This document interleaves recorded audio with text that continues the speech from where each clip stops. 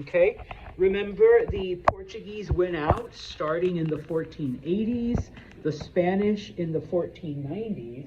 Okay, the English and the French tried, but not only did their explorers fail, but the English and the French then had all kinds of religious drama and government drama, and oh yeah, they like to fight each other, and of course there's no actual Germany yet, and so these little kingdoms can't really do that. There's no Italy, so these little Italian kingdoms can't really send out explorers. So by the time England and France and eventually the Netherlands catch up, the Spanish and the Portuguese have been at it for over 100 years. Okay, so they got all the good stuff. Okay, now remember that, and we're going to talk more about it in this chapter. When the gold runs out in many of these areas, people try farming. Okay, the most lucrative one is sugar. All right. Most of you got this one right too, okay? The European diet was disgusting. Sugar changes that diet, okay? It makes things better, it makes things yummier, okay? And so anybody who grew sugar was making more money than the people that had brought back like pure gold, all right? Sugar isn't the only crop, of course. In some areas, they begin to plant indigo. Now, does anyone know what indigo is used for? Brady? Like a little purple dye? It is a dye, okay? Now, I looking at all y'all's poses, okay, like all these beautiful, all of these nice colors. Thanks, Morgan, for wearing multi-colors. All right. That wasn't the case back then. People wore black or some other dark. He's wearing a gray sweater. Some type of gray, maybe a nice brown face. All right, yeah, okay, I mean, you would not see this, okay? But with indigo now, if you're wealthy enough, you can buy red and blue. Or, thank you, Haley, that beautiful green, okay? Or even, Jazzalyn, yes, also the darker green. Or, of course, Morgan, who has multiple colors on her hoodie, all right? And yeah, it costs money, all right? And people are willing to pay whatever to wear these bright colors as opposed to, okay, trust me, I like black. All right, yeah, no, yesterday I was the color of my soul. Okay, black pants, black hoodie, black shoes, all right? Yeah, black beanie, all right? I was feeling dark yesterday, all right? So yeah, okay? What's tobacco good for? Smoking, yes. Tobacco doesn't grow in Europe. It grows in the Americas. They take it back to Europe and, pardon my French, holy fuck, Europeans get hooked, all right? No offense, European, I mean, today, like, dude, like, you go to Europe, everybody smokes, like, type of thing, okay? Cotton? Clothing, yes.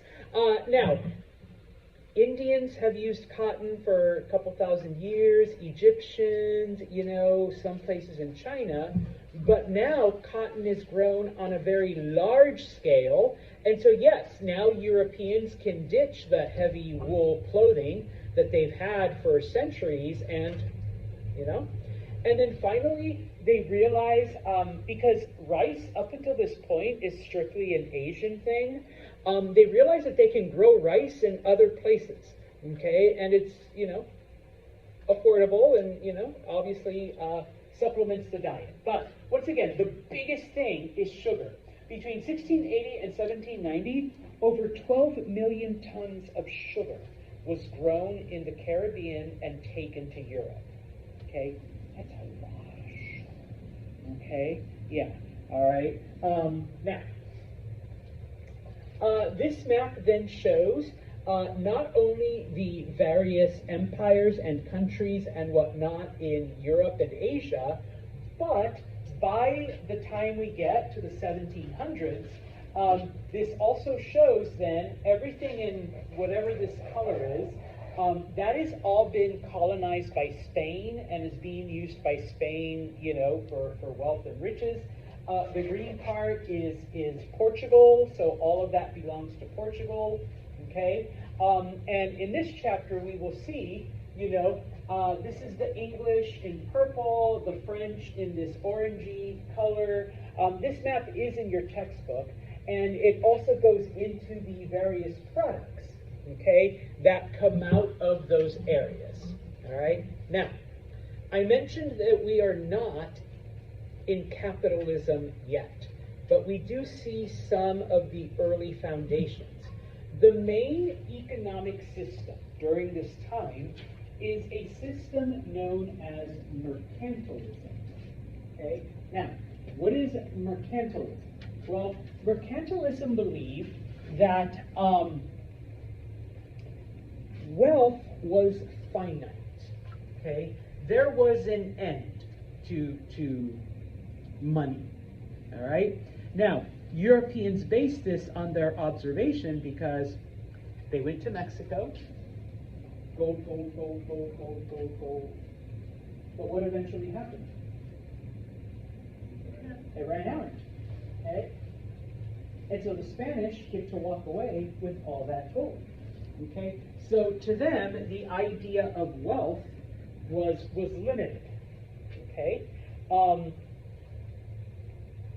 I have it, so that means Nate does not.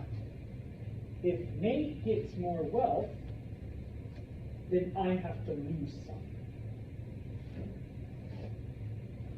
It was a pie, okay? So what do countries have to do is they have to get the most wealth that they can, all right, to become more powerful. And so that was kind of like, if you want to summarize mercantilism, wealth is power, power is wealth, okay? If the country has more money, it's stronger. If it has no money, it's weak, okay? And so in this case, all right, in order to get a bigger share of that pie,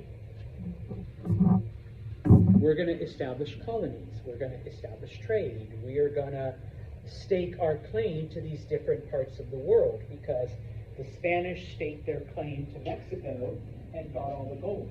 The Spanish staked a claim in Peru and they got all of the gold. The Portuguese staked a claim in India and they're making all kinds of money from India, all right? So now we need to go out there, okay? Oh, and now that they ran out of gold in certain places, the Spanish and the Portuguese are growing sugar, all right? So we need to find a place to grow sugar so that we can have that money. So the more sugar I grow, the less sugar the Spanish grow, and so we're wealthier now, okay? So that was mercantilism. All right, so European countries want colonies. They want places where they can either just find gold and silver directly, or they can have one of these, the name eventually becomes cash crop, where they can make, especially sugar, they can make a shit ton of money, all right, from it, okay? And the more money I make, the less money Spain makes and Portugal makes, and my country becomes more powerful. All right? So, okay, that is the theory of mercantilism. All right? Now, what happens then? Okay, is that individuals, okay, aren't powerful or wealthy enough to carry this out, number one. Number two, remember, unlike when the Spanish and the Portuguese went out to do things, we're not the only ones now. We're in competition with other countries, and we saw that the Spanish and the Portuguese used violence, all right? The Spanish to overcome the Aztecs and the Inca, the Portuguese to, scare the Indians into trading with them. So who's to say that they won't use violence against us? Or the English won't be violent against the French because we've been violent with each other for hundreds of years. So we're still going to be violent, okay? And so in this case, number one, okay, the only ones powerful enough is the government, okay? So they basically go to the government and say, we need the Spanish Navy to protect us. We need the English Navy to protect us. We need a couple thousand Portuguese soldiers to come with us, okay? The government says, okay, but what are you going to do for us? You're asking for, ships, you're asking for soldiers. Well, okay, then we get part of that wealth, okay? You get to go out and do the work, you get to go out and find it and establish the colony and trade with the locals. We'll provide the ships to protect you, we'll provide the soldiers to fight for you, but you got to give us, the stuff that you get, okay? So, in order to make this profitable, and once again, this is kind of the birth of capitalism, but not yet. Doesn't happen for like another 100 years. We see people coming up with what they called charter companies, okay? I put here it's similar to a corporation where you get a group of investors, people to pool their money together, okay? And with that money, you buy ships, you buy supplies, you hire a crew, okay? Because the only thing the government is giving you is soldiers and protection, okay? They're not giving you workers. They're not giving you, food and water to take with you. They're not giving you any of, tools to mine or you need money to buy. If you're going to India or Asia, you need money to buy the silks and the spices and, the sugar and the slaves and whatever, okay? So I'm talking to my buddies, Brady and Frank, and my other buddy, Matt back there, and Dave, and all of us. Hey, just, I promise, you guys are going to be rich, okay? You've seen the Portuguese, you've seen the Spanish, all right? Pull your, I'll take care. I've already got a crew going. We just need supplies. We need tools. The king already promised us 100 soldiers. So, it'll all be protected. Let's go. Okay? And so in this case,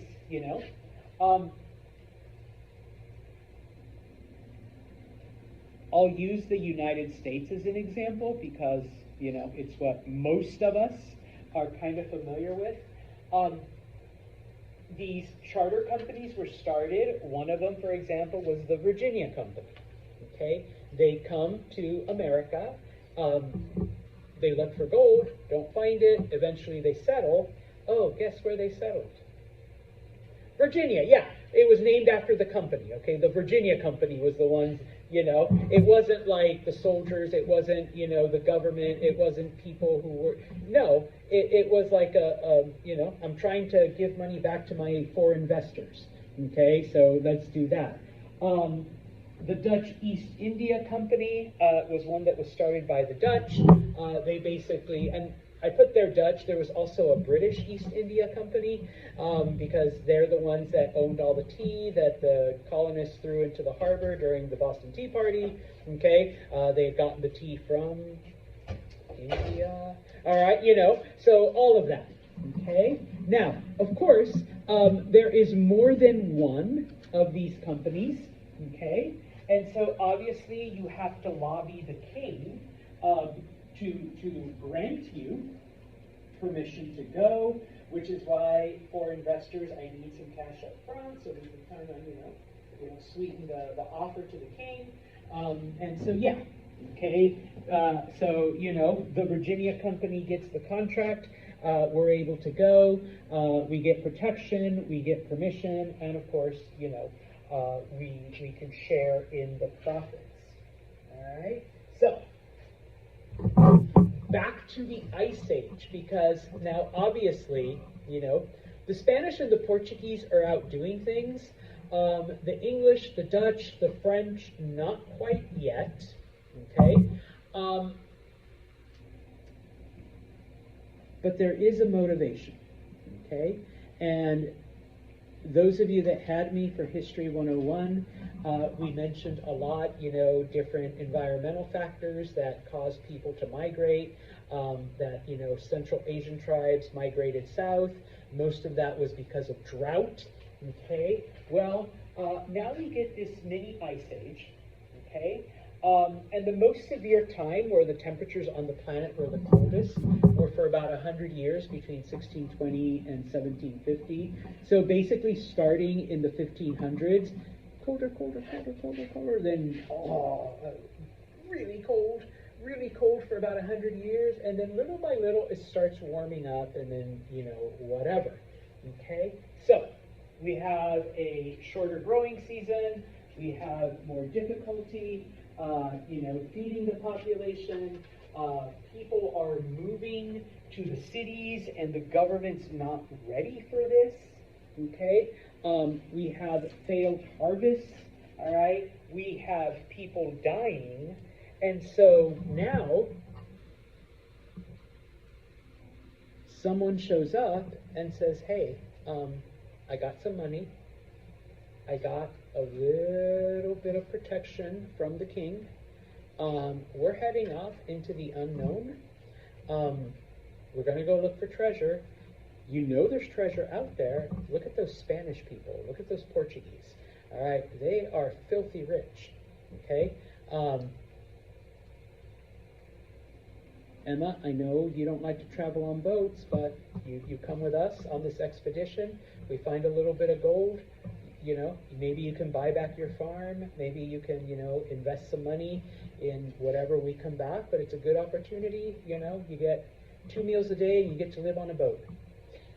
And we'll go off into adventure, okay? Now, I put this here because nobody really knows why this happened, okay? There were, and this is just me throwing this in there, there actually was an increase in volcanic activity on the planet during those 250 years. So some people think it might have been that. There was also a change in ocean currents. Ocean currents are what takes sunlight, from outer space into northern and southern climates. So if there's a change in the currents, then areas at the more extreme parts of the planet don't get as warm as they would normally. It's not to say that they didn't get warm, but, it wasn't as warm as it could have been. And so, and of course, some of the stuff, becomes, kind of theory. Would one of those things affect it? Maybe. Would all of them in concert affect them? Probably. And so because of this, when natives died, all of the land that they had cleared, suddenly the forest grew again, so there was more CO2 in the atmosphere. And so there's all kinds of theories. The thing is, we don't understand. It just got colder, but this is what led to people being willing to take that risk, okay? Because for some, just the promise of treasure wasn't enough, all right? They needed more, okay? The fact that they're starving is a pretty good motivator, okay? Now, even though the Spanish and the Portuguese were pretty successful, you also have to remember that the English and the French had sent out some expeditions early on. Those disappeared. The explorers never came back, So people are willing to overlook that now because, I could either die of hunger or I could die because a sea monster eats me, or because the boat sinks, okay? Well, let's give it a shot, all right? But of course, it also affects those colonies, okay? So we're going to look at North America first, okay? And by North America, I am talking about Canada and what today would be the United States, okay? The French explore the area around the St. Lawrence River, so not too far north from here. Okay, they send explorers. They find the entrance to the river. They follow it down. They encounter the Great Lakes. Okay, now, even though the Spanish have explored and settled most of what today we call Latin America, from Mexico all the way south to Argentina, the Spanish were in fact the first to explore Florida and set up colonies there. Just FYI, Florida is a Spanish word. It means flowery or flowered. Okay, so I'm going to get political here. As long as what's his name is changing names, they could change Florida's name to something English, like flower. Okay, because that's literally what it means. All right. Yeah, Florida's not an English word. Okay. So then, talking about the English. Okay. The Virginia Company. Okay. Decided to explore the Americas. They found investors, they got supplies, they found people more than willing to go to America and explore. But they were looking for treasure. They wanted to find treasure the way the Spanish had found treasure in Mexico and Peru. Is there treasure in Virginia? There's no gold mines, no silver mines, not even like any kind of mines, I don't think. All right, I've been there a few times. I never saw anything. Okay, now it just so happened. All right, we're at kind of the first third of this mini ice age. Of course, back then they don't know that. Okay, and the English arrive right in a period of drought in Virginia from 1606 to 1612. They arrive in 1607.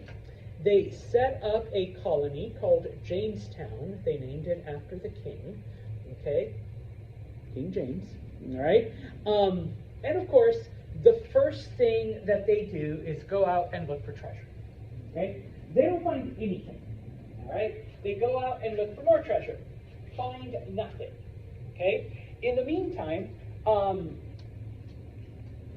Virginia is kind of a swampy land with mosquitoes. Okay, so they're getting bitten by mosquitoes, catching malaria, and dying. Okay, Europeans haven't quite advanced, especially the English, enough to realize you probably shouldn't drink just any water you find.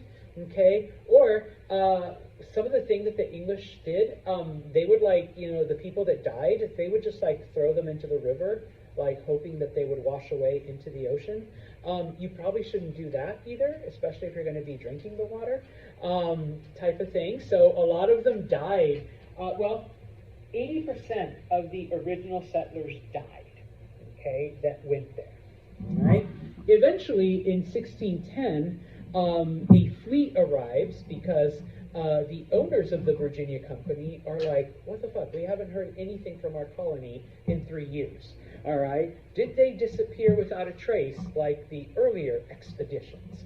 Okay. I haven't even mentioned Roanoke. All right. Those disappeared without a trace completely. All right. All they found was a little carving that said Croatan, and that's it. They don't know what happened to it. All right. They totally disappeared. So the fleet arrives, find these, staggering and hungry and, emaciated colonials, okay? And of course, they try to reestablish the colony at Jamestown. There's a whole lot more that we can talk about, but, for now, just so you understand, this happened over and over again with the English colonies, okay?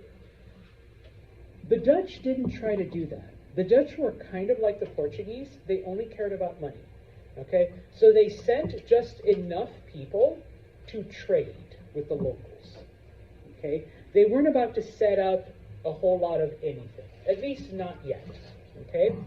Once the French and the English realized that there aren't, treasure mines, and once the English realized that, we're going to lose a lot of people, they try to take advantage of the natural resources. Like, okay, there's no gold, there is no silver, okay? Let's see what else we can do, because, oh yeah, the Spanish got pretty lucky with sugar. They actually made more money from sugar than from the gold, okay? The French, because they're so far north in Canada, realized, okay, we're not going to be able to grow sugar here. We're not going to be able to grow a lot of things, okay? Or at least not enough things to be profitable. But one of the things that they discover is some of the expeditions do trade furs with the natives. And when they go back to France, the French women go crazy over them. They love them, okay? They're stylish, they're beautiful. And maybe not so much today, but for several hundred years, whatever French women, French people in general, whatever they wore, like the rest of Europe had to copy them, okay? You know, French fashion was it.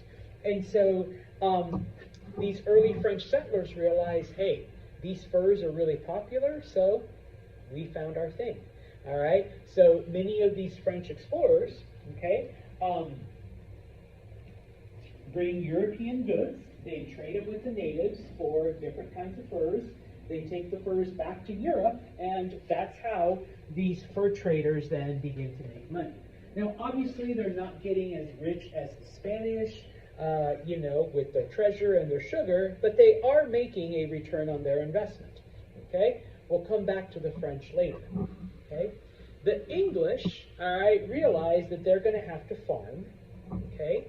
Now, once again, you cannot grow sugar in Virginia, even though summers in Virginia are, in fact, hot and humid. It isn't hot and humid long enough for sugar to grow, or at least to grow profitably. Okay? Now, those 80% that died, all right, Native Americans, the local tribe, the Powhatans, begin to take pity on them, all right? And so they actually teach the English how to farm, okay? Because some of them tried, you know, to grow things the way they did in England, and it's a different soil, it's a different climate. Their techniques did not work. The natives taught them how to farm in the local area, okay? And so we begin to see then in different parts of what eventually becomes here, the East Coast, the English colonists begin to grow different things, okay? When we talk about the middle colonies, we're talking about Pennsylvania and Maryland and parts of New York, okay? The colonists there, the English there, begin to grow wheat and rye and barley and oats in those areas. Okay, are they going to get crazy rich from that? Probably not. Are they going to die? No. All right. So they can live and they can, you know, eke out a living. You know, okay, we came for treasure, but at least we're not dying now. So we'll take a win where we can find it. Okay. In Virginia and North Carolina, the colonists there learn how to grow tobacco, okay? And while not as profitable as sugar, okay, they do make money, all right? Because, okay, no offense if you're a smoker, all right, tobacco's addictive, all right? And so it goes back to Europe. Europeans get addicted, and so they, you know, they have to buy cigarettes, and, you know, they start smoking, and it becomes, you know, fast forward to 2025, and yeah, you know, people are smoking in cafes and whatever. All right. So yes. Okay. In South Carolina, people realize that they bring rice from Asia, and that it actually grows really well in South Carolina. Okay. Now, once again, are you going to get crazy rich off of rice? Probably not. But are you going to die? No. All right, so once again, we'll take a win where we can find it, okay? But they do grow indigo, all right? And we already said, you know, the dyes. And indigo does provide some wealth. Not as much as sugar, okay? About the same as tobacco, all right? But now we've got, you know, a way to make back our money, okay? In New England, so like, you know, what today would be Massachusetts and New Hampshire and Vermont and Connecticut, unfortunately, the land really, really sucks for farming, okay? You really can't grow much there, okay? I mean, not to say it's impossible, it's just really difficult, number one. Number two, remember, we're in an ice age, or a mini ice age, cooling temperatures, so, you know, there is less food there, okay? And we do get more people going there. We're not going to be able to talk about, you know, the Puritans and all that, but you do get a large population migrating there. And so here we see the locals fighting with natives a lot more. We see a lot more native wars. Not to say that they don't happen in other places, but they happen more in like Massachusetts and Connecticut and stuff. But eventually they take advantage of like lumber and timber and fishing and stuff like that. Okay, so not so much farming, all right? Now, even though the Dutch, okay, originally only came for trade, okay, they do establish a colony here in New York, all right, because they needed a base of operations to be able to trade with the natives, okay? And of course, you know, you need people, you need defense. The Dutch realized that they were slowly being surrounded by the English, so they do establish a colony. At the time it was known as New Netherland, okay? It encompassed what today would be Lower Manhattan, and then everything up the Hudson River as far north as Albany, okay? So the Dutch did have a colony, and they do spend their time trading with the natives. But eventually the English, you know, in competition with the Dutch and, you know, trying to expand their power, they do conquer New Netherland in 1664. So after 1664, it's English. It's renamed New York.